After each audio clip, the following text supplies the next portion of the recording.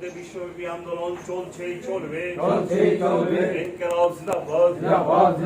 মানুষের মুক্তির অন্যতম সমাজতন্ত্রের জন্য লড়াই চলছেই চলবে। ইনকিলাব জিন্দাবাদ। ইনকিলাব জিন্দাবাদ। 206তম জন্মদিবস জিন্দাবাদ।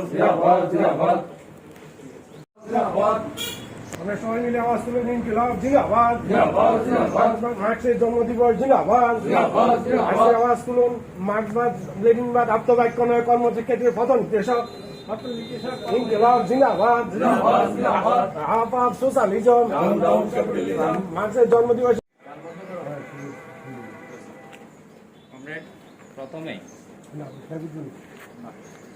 কার্ল মার্ক্সের প্রতিকৃতিতে অবগত আছেন, আজ পৃথিবীর সর্বশ্রেষ্ঠ দার্শনিক কার্ল মার্ক্সের 206তম জন্মদিন।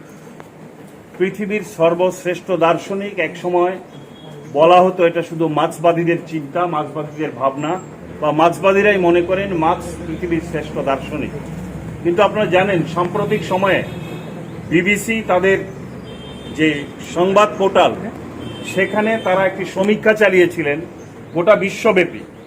সেই বিশ্বব্যাপী সমীক্ষায় যখন পুঁজিবাদ এক সংকটগ্রস্ত অবস্থায়, আমরা দেখেছি 2011 সালের পর চূড়ান্ত এক সংকটে আবর্তিত হচ্ছে, ঠিক সেই সময় বিবিসির নেতৃত্বে একটি সমীক্ষা গোটা পৃথিবী জোড়া হয়। গোটা পৃথিবীর বেশিরভাগ মানুষ মত দেন যে আজ পর্যন্ত পৃথিবীর সর্বশ্রেষ্ঠ দার্শনিক কার্ল মার্ক্স। আপনারা জানেন যে পৃথিবীর অন্যতম প্রধান যে খ্রিস্ট ধর্মের প্রচারক জন পোপ, তাকে জিজ্ঞেস করা হয়েছিল আজকের পুঁজিবাদ যখন সংকটে আবর্তিত, সেই সংকট থেকে বেরোবার রাস্তা কি। তিনি বললেন যে আবার সবাই ক্যাপিটালে ফিরে যাও, ক্যাপিটালে দেখো, পুঁজিবাদের সংকটকে মুক্তির জন্য কার্ল মার্ক্স যে বর্ণনা দিয়েছেন সে বর্ণনা দেখে আর সমাধান বের করা যায় কিনা দেখতে হবে।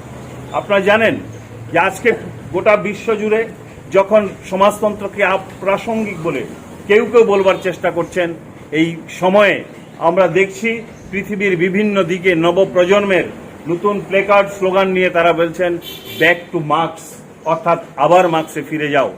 অর্থাৎ পৃথিবীর এই 500 বছরের পুঁজিবাদ মানুষের মুক্তির জন্য যে পথ দেখাবার কথা বলেছিল, সে পথ তারা দেখাতে পারেনি। এটাই কার্ল মার্ক্সের সবচেয়ে বড় বৈশিষ্ট্য।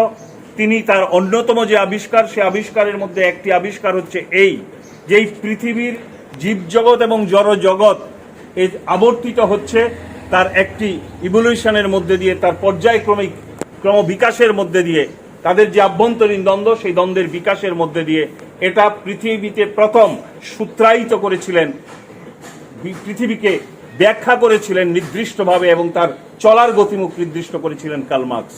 দ্বিতীয়, তার অন্যতম আবিষ্কার হচ্ছে পুঁজিবাদ যে রাস্তা ধরে চলছে, সেই রাস্তায় পুঁজিবাদ আদৌ সফল হবে কিনা, মানুষের মুক্তি দিতে পারবে কিনা। এবং আপনারা জানেন ক্যাপিটালের তিনটি গ্রন্থে তিনি পুঁজিবাদের স্বরূপ উন্মোচিত করেছিলেন এবং সর্বশেষ তিনি দেখিয়েছিলেন পুঁজিবাদ যত বেশি বিকশিত হয় তত সে নিজেকে নিজেই তার অন্তর্দ্বন্দ্বে জড়িয়ে ফেলে। 2021 থেকে 2023 এই যাত্রাপথে পুঁজিবাদ বারবার মুক্তির পথ চেয়েছিল সংকট থেকে বেরিয়ে আসবার জন্য। আজও পৃথিবীর সেই সংকট থেকে পুঁজিবাদ বেরিয়ে আসতে পারেনি। কার্ল মার্ক্সের সত্যতা আবারও প্রমাণিত হচ্ছে।